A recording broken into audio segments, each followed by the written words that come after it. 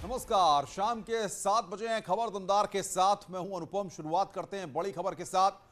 UP TET paper leak मामले से जुड़ा एक सीसीटीवी सामने आया है, जिसमें राय अनूप प्रसाद और संजय उपाध्याय दिख रहे हैं। 3 तस्वीरों के जरिए हम आपको दिखा रहे हैं। पहली तस्वीर आरोपी राय अनूप प्रसाद की, आप देखिए रेड सर्किल करके वो दृश्य हम दिखा रहे हैं। राय अनूप ने सफेद शर्ट स्लेटी पैंट पहनी हुई है। दूसरी फुटेज में आपको आरोपी संजय उपाध्याय को दिखा रहे हैं, जिसने पीली टी शर्ट और स्काई ब्लू जींस पहनी हुई है। और तीसरी तस्वीर आरोपी राय अनूप प्रसाद और संजय उपाध्याय की होटल में मुलाकात की है, इसमें दोनों साथ दिखाई दे रहे हैं। राय अनूप प्रसाद प्रिंटिंग प्रेस का मालिक है और संजय प्रसाद परीक्षा नियामक प्राधिकारी हैं। तो इन दोनों की मुलाकात होती है, होटल में मुलाकात होती है। और ये 3 तस्वीरें इस बात की गवाही दे रही हैं कि देखिए आप किस तरीके से कनेक्शंस जुड़ते सामने आए थे। और इसीलिए यहां पर पेपर लीक मामले में सरकार को बड़ा एक्शन लेना पड़ा। संजय उपाध्याय की गिरफ्तारी हुई, उन पर एक्शन लिया गया।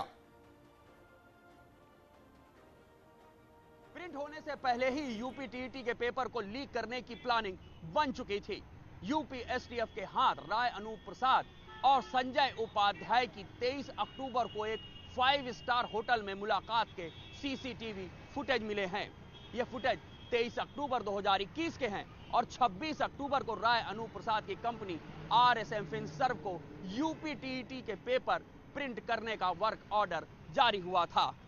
यानी 3 दिन पहले ही राय अनूप प्रसाद और संजय उपाध्याय की जो मुलाकात 5 स्टार होटल में हुई थी, क्या उसी में डील हुई थी वर्क ऑर्डर लेने की। और उसके बाद एक ऐसी कंपनी को वर्क ऑर्डर दिया गया जिसके पास अपनी सिक्योर्ड प्रेस यूनिट भी नहीं थी, और उसने 4 छोटी छोटी उन कंपनियों को पेपर प्रिंट करने का ठेका दे दिया जिनके पास सिक्योर्ड प्रेस नहीं थे, सिक्योर्ड यूनिट नहीं थी, जो शादी ब्याह के कार्ड छापते थे।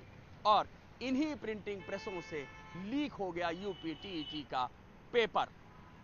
अब एसटीएफ जल्द ही राय अनूप प्रसाद और संजय उपाध्याय को पुलिस कस्टडी रिमांड पर लेके करेगी आगे की पूछताछ। कैमरामैन अनिल कुमार के साथ ऋषभ मणि त्रिपाठी, न्यूज़ 18 लखनऊ। और आइए अब आपको आरोपी राय अनूप प्रसाद की उस फर्म की हकीकत दिखाते हैं जिसको पेपर छापने का ठेका दिया गया। जब हमारे सहयोगी वहां पर पहुंचे तो पता चला कि वहां प्रिंटिंग का नहीं, बियर की सप्लाई का काम होता है। खुलासा और हुआ है। आपको बता दें, जिस फर्म को ये काम दिया गया था वहां पर असल में प्रिंटिंग का कोई भी काम नहीं होता है। आप तस्वीरों में देखेंगे, ये वही आरएसएम फिनसर्व लिमिटेड है जिसको ये काम दिया गया था। ये बदरपुर दिल्ली में ऑफिस है इसका। और यहाँ पर आप लोगों पर नज़र भी मारेंगे तो ये एक ई एग्ज़ाम कंडक्ट कराने वाली कंपनी है। फिलहाल जो जानकारी मिल रही है उसके मुताबिक, और जो एसटीएफ ने छानबीन की है उसके मुताबिक, ये जो कंपनी है वो यहीं से चलती थी, दिल्ली की इसी बिल्डिंग से चलती थी। फर्स्ट फ्लोर में इसका ऑफिस था। और सबसे बड़ी बात है कि ये एक बियर का गोदाम है, यानी जांच पड़ताल बिल्कुल नहीं की गई और लापरवाही लगातार सामने देखने को मिली है। नियामक प्राधिकरण के जो परीक्षा के अधिकारी हैं संजय उपाध्याय, उन्होंने राय अनूप प्रसाद को ये इसी फर्म के मालिक है राय अनूप प्रसाद, जिनको गिरफ्तार एसटीएफ ने किया इसी मामले में। और बताया जा रहा है कि ये ई एग्ज़ाम कराती है और सबसे बड़ी बात है यहाँ पर बियर का गोदाम है, यानी पूरी तरीके से लापरवाही बरती गई है। और जब जांच की गई तो परत दर परत खुलती गई। अब तक 36 लोगों को गिरफ्तार किया गया। और सबसे बड़ी बात है कि ये जो फर्म है ये राय अनूप प्रसाद की है। और ये इनकी मित्रता जो है वो गौतम बुद्ध नगर में जब बतौर संजय उपाध्याय तैनात थे तब हुई थी, और उन्होंने दोस्ती के चलते ये ठेका इनको दिया था। फिलहाल जांच की जा रही है और अब इस पूरे मामले ने राजनीतिक रंग भी लेना शुरू कर दिया है। कैमरामैन संजीव वर्मा के साथ हिमांशु शुक्ला, न्यूज़ 18 दिल्ली। और अब बात करते हैं सियासी खबरों की। अंबेडकर नगर पहुंचे डिप्टी सीएम केशव प्रसाद मौर्य ने अखिलेश यादव पर जमकर निशाना साधा है। अंबेडकर नगर पहुंचे उप मुख्यमंत्री केशव प्रसाद मौर्य अखिलेश यादव पर जमकर बरसे और कहा कि अब मैं उन्हें अखिलेश अली जिन्ना कहता हूं। उप मुख्यमंत्री कटेरी विधानसभा में 125 करोड़ की परियोजनाओं का शिलान्यास और लोकार्पण करने के बाद जनसभा को भी संबोधित किया। अखिलेश यादव पर निशाना साधते हुए उन्होंने कहा कि अखिलेश पिछड़ों के नाम पर जो थोड़ी बहुत राजनीति कर रहे हैं उसे ही अवसरवादिता कहा जाता है। अगर पिछड़ों के लिए उनके दिल में कोई सम्मान होता तो 2014 से 2017 के बीच जब उनकी प्रचंड बहुमत वाली सरकार थी तो उन लोगों को स्थान देते जिनको इस समय सम्मान देने की कोशिश कर रहे हैं। अब श्री अखिलेश यादव नहीं कहता हूं, उनको श्री अखिलेश अली जिन्ना कहता हूं। लेकिन वहाँ पिछड़ों के नाम पे जो भी थोड़ी बहुत राजनीति करने की कोशिश कर रहे हैं ये अवसरवादिता कहा जाता है।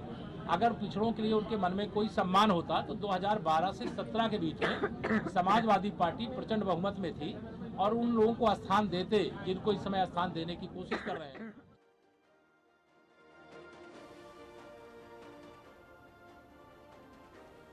दो 2022 के विधानसभा चुनाव में हर दल अपनी अपनी जीत के दावे कर रहा है। कानपुर में डिप्टी सीएम दिनेश शर्मा ने कहा कि सभी वर्ग के लोग बीजेपी के साथ आ रहे हैं। 2022 में फिर से बीजेपी 2017 जैसा करिश्माई प्रदर्शन दोहराएगी। केंद्रीय मंत्री और बीजेपी नेता बीएल वर्मा ने कहा कि अखिलेश यादव 2017 और 2019 में जीत का दावा करते थे। आज पूरे प्रदेश का वातावरण जिस तेजी के साथ में बदल रहा है वो इस बात का परिचायक है कि जो विकास की उम्मीद एक भारतीय जनता पार्टी ने जगाई है उत्तर प्रदेश के लोगों में, आज उत्साह के साथ नौजवान, महिला और सभी वर्ग के लोग भारतीय जनता पार्टी के पक्ष में एकजुट होकर आ रहे हैं। आज जिस प्रकार से तमाम लोग भारतीय जनता पार्टी में आज दूसरे दलों के आके शामिल हुए हैं, ये कानपुर के इतिहास में एक बहुत बड़ी घटना के रूप में हम देखते हैं। देखिए 2022 भाजपा के लिए कोई चिंता चुनौती इसलिए नहीं है कि 2017 में भी चुनाव जब अखिलेश यादव लड़ रहे थे तो राष्ट्रीय लोकदल और कांग्रेस के साथ मिलकर लड़े थे। उस समय भी जो आज बोलते हैं ऐसे ही बोलते थे, लेकिन प्रदेश की महान जनता ने उनका हश्र याद दिला दिया था कि तुम्हारा हश्र ये है। और 2019 का चुनाव भी उन्होंने बसपा के साथ मिलकर लड़ा। उस समय कहते थे, जैसे आज कह रहे हैं 400 जीतेंगे, उस समय कहते थे 80 में 80 जीतेंगे। लेकिन प्रदेश की महान जनता ने 5 सीटों पर सिकोड़ करके और भाजपा के लिए 64 सीट दिलाकर प्रचंड बहुमत की सरकार हमारी केंद्र बनवाने का काम किया था। अभिनेत्री कंगना रनौत आज मथुरा के बांके बिहारी मंदिर पहुंची और पूजा अर्चना की। इस दौरान मंदिर में भारी संख्या में भीड़ उमड़ गई। कंगना रनौत मथुरा के बांके बिहारी मंदिर पहुंची और विधि विधान से भगवान बांके बिहारी की पूजा अर्चना की। अपनी मनोकामना पूरी करने के लिए उन्होंने देहरी पूजन भी किया। मंदिर में कंगना को देख लोगों की भारी भीड़ उमड़ पड़ी और भारी सुरक्षा के बीच कंगना ने दर्शन किए। कंगना ने राधे राधे कहकर लोगों का अभिवादन स्वीकार किया। आज हमारे साथ वो शख्सियत है जिनको पहचान की जरूरत नहीं है, उनका एक एक शब्द उनको अपना पहचान दिलाता है। हमारे साथ कंगना जी। हाँ जी, हमें फोटो लेना अंदर अलाउड नहीं था और वहाँ पे कह रहे हैं कि जमीन के नीचे और भी 6 जेल हैं जहाँ की अब हम जा नहीं सकते। तो ऐसा उम्मीद करते हैं योगी जी हमें वहाँ भी दर्शन कराएंगे। कंगना जी दर्शन हुए कान्हा के दर्शन हुए, लेकिन हम सिर्फ एक ही हिस्सा देख पाए, बाकी हिस्सा नहीं देख पाए। किस तरीके की अनुभूति हुई इस स्थल को जन्मभूमि बनाकर? बहुत अच्छा अनुभव रहा, बहुत ही अच्छा।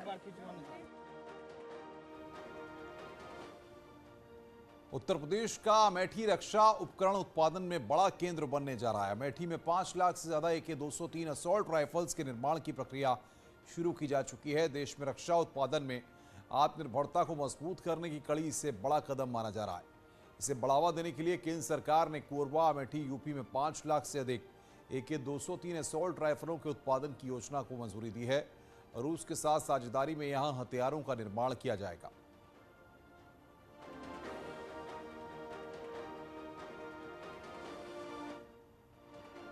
हिंदुस्तान देश का ऐसा पहला देश बनने जा रहा है जहां पर सबसे अत्याधुनिक हथियार का निर्माण करने जा रहा है। आपको बता दें कि अमेठी जो है आयुध निर्माण परियोजना कोरबा में, जहां पर रूस के कोलैबोरेशन से 5 लाख से अधिक अत्याधुनिक AK-203 राइफल का निर्माण करने जा रहा है, जिसको लेकर के मंजूरी मिल चुकी है। सभी तैयारियां पूरी की जा चुकी हैं। ये बिल्डिंग आप देख रहे हैं जो अमेठी के कोरबा में स्थित है, जहां पे ऑर्डिनेंस फैक्ट्री की नींव रखी गई है। और प्रधानमंत्री मोदी जो है 2019 में अमेठी पहुंचे थे और वहीं से उन्होंने इसका ऐलान किया था।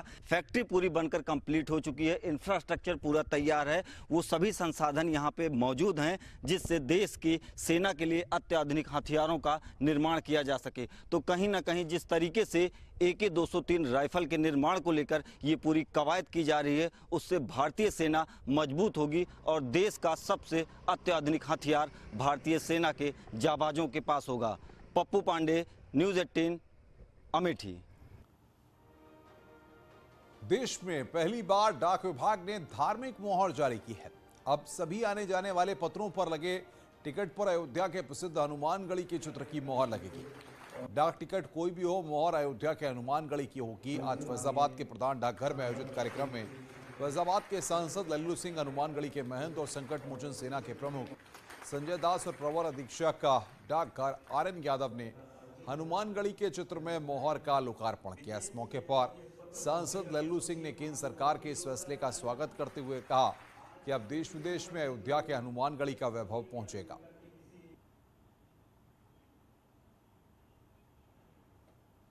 आज अयोध्या के लिए सौभाग्य का दिन है कि हनुमानगढ़ी के स्टैंप का लगा हुआ पत्र या रजिस्ट्री या जहाँ जहाँ भी स्टैंप लगता है, आज से वहाँ शुरू हो गया है। और पूज्य हनुमानगढ़ी के महंत संजय दास जी भी उनके यहाँ पर आशीर्वाद से हम लोगों ने इसको शुरू किया। पूरे देश में जो भी पत्र व्यवहार होगा उसमें हनुमानगढ़ी का चित्र लगा होगा। खबर दमदार में खबरें और भी हैं। फिलहाल रुकना एक ब्रेक के लिए, ब्रेक के बाद जल्द हाजिर होते हैं। स्वागत है। ब्रेक के बाद खबर शाहजहांपुर से है। यूपी STF और शाहजहांपुर पुलिस की संयुक्त टीम ने मादक पदार्थ की तस्करी के मामले में 2 तस्करों को गिरफ्तार किया। इन तस्करों के पास से 8 कुंटल गांजा बरामद किया गया है, जिसकी कीमत अंतर्राष्ट्रीय बाजार में करीबन 3.5 करोड़ बताई जा रही है। बताया जा रहा है कि यह गांजा उड़ीसा से लाकर पश्चिमी उत्तर प्रदेश और दिल्ली के NCR में सप्लाई की जा रहा था। पुलिस ने देर रात 8 कुंटल गांजा बरामद करने के साथ तस्कर सलीम और इरफान को गिरफ्तार किया है। मैनपुरी का रहने वाला सलीम उड़ीसा से पश्चिमी उत्तर प्रदेश में और दिल्ली के NCR में मादक पदार्थ सप्लाई कर रहा था। दोनों तस्कर पिछले 10 सालों से बड़े पैमाने पर मादक पदार्थों की तस्करी कर रहे थे। फिलहाल इस अंतरजनपदीय गिरोह के अन्य सदस्यों की पुलिस की टीम को तलाश है। STF उत्तर प्रदेश और जनपद शाहजहांपुर की थाना अल्लाहगंज पुलिस द्वारा एक संयुक्त कार्रवाई में एक अंतर्राज्यीय मादक पदार्थों का तस्कर गिरफ्तार किया गया, उसके साथी समेत। और उसके कब्जे से 8 कुंतल गांजा बरामद हुआ, जिसकी कीमत लगभग 3.5 करोड़ रुपए आंकी जाती है। इनसे अभी तक जितने तथ्य संज्ञान में आए हैं उसको वेरीफाई किया जा रहा है और इसका एंड टू एंड इन्वेस्टिगेशन भी किया जा रहा है। खबर शामली से है। 2 पक्षों के बीच खूनी संघर्ष हो गया। इस दौरान दोनों पक्ष की ओर से जमकर लाठी डंडे चले हैं। इसका वीडियो सोशल मीडिया पर वायरल हो रहा है। ये वीडियो कैराना कोतवाली क्षेत्र का बताया जा रहा है। इस वीडियो में कई लोगों को चोटें भी आई हैं। इस मामले में दोनों पक्षों की ओर से थाने में शिकायत की गई है। पुलिस वीडियो के आधार पर तफ्तीश करने में जुटी है। फिलहाल सभी आरोपी पुलिस गिरफ्त से बाहर बताए जा रहे हैं।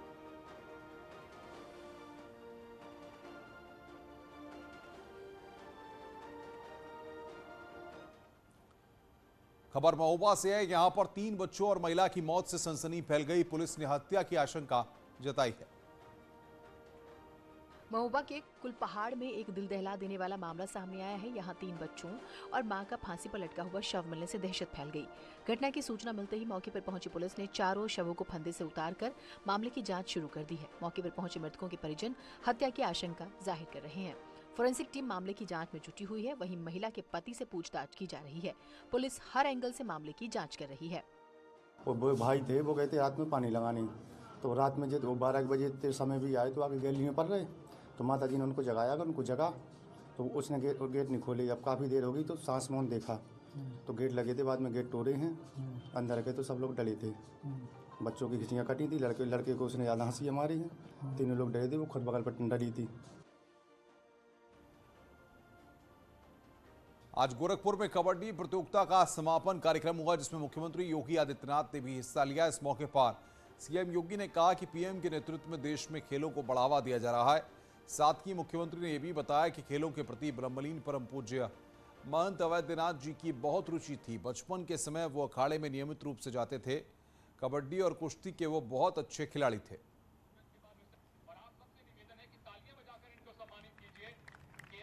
प्रधानमंत्री मोदी जी की प्रेरणा से हर एक संसदीय क्षेत्र में खेल कुंभ ने भी एक नई ऊर्जा का संचार किया है और मुझे प्रसन्नता है पूज्य महंत अभेद्यनाथ जी महाराज, खेलों के प्रति उनकी बहुत अच्छी रुचि थी।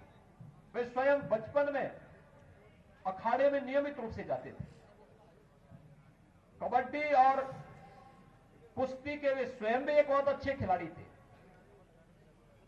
और उनके गुरुदेव ब्रह्मलीन महंत दिग्विजयनाथ जी महाराज, वे हॉकी और टेनिस के बहुत अच्छे खिलाड़ी थे। उन्होंने उस समय के यानी जब देश पराधीन था उस समय प्रदेश की हॉकी टीम का प्रतिनिधित्व किया था। इतने अच्छे खिलाड़ी थे। लेकिन आज मुझे प्रसन्नता है कि प्रदेश सरकार खेलों को प्रोत्साहित करने के लिए प्रधानमंत्री मोदी जी की प्रेरणा से कुछ कार्य करने में सफल हो रही है। खबर मेरठ से। समाजवादी पार्टी के प्रदेश अध्यक्ष नरेश उत्तम पटेल ने कहा कि अखिलेश की सभाओं में उमड़ने वाली भीड़ को देखकर बीजेपी घबरा गई है आरएलडी से गठबंधन को लेकर। पटेल ने कहा कि गठबंधन से पूरा फायदा होगा, साथ ही जो छोटे छोटे दल समाजवादी पार्टी के पक्ष में आए हैं उनसे भारी परिवर्तन की उम्मीद है। नरेश उत्तम पटेल ने कहा कि इस बार के चुनाव में विकास ही मुख्य मुद्दा रहेगा। माननीय अखिलेश यादव जी की विजय यात्रा पर भीड़, जनता, किसान, मजदूर, नौजवान सब इकट्ठे हो रहे हैं, उससे भारतीय जनता पार्टी बहुत घबरा रही है और तरह तरह के आरोप समाजवादी पार्टी पर लगाने का काम कर रही है। सामाजिक समरसता को भारतीय जनता पार्टी बिगाड़ रही है। इनके बड़े पदों में बैठे हुए लोग सामाजिक विषमता बढ़ा रहे हैं और सामाजिक समरसता को कमजोर कर रहे हैं। पूरा प्रदेश महंगाई से, बेरोजगारी से, भ्रष्टाचार से, बिगड़ी हुई चिकित्सा व्यवस्था से, शिक्षा व्यवस्था से बहुत परेशानी पर है। इसलिए हमारे नेता माननीय अखिलेश यादव जी और राष्ट्रीय लोकदल के अध्यक्ष जयंत चौधरी जी संयुक्त रैली करने जा रहे हैं। 7 तारीख को रैली बहुत ऐतिहासिक होगी। खबरों का सिलसिला लगातार जारी है। फिलहाल इस बुलेटिन में इतना ही। नमस्कार।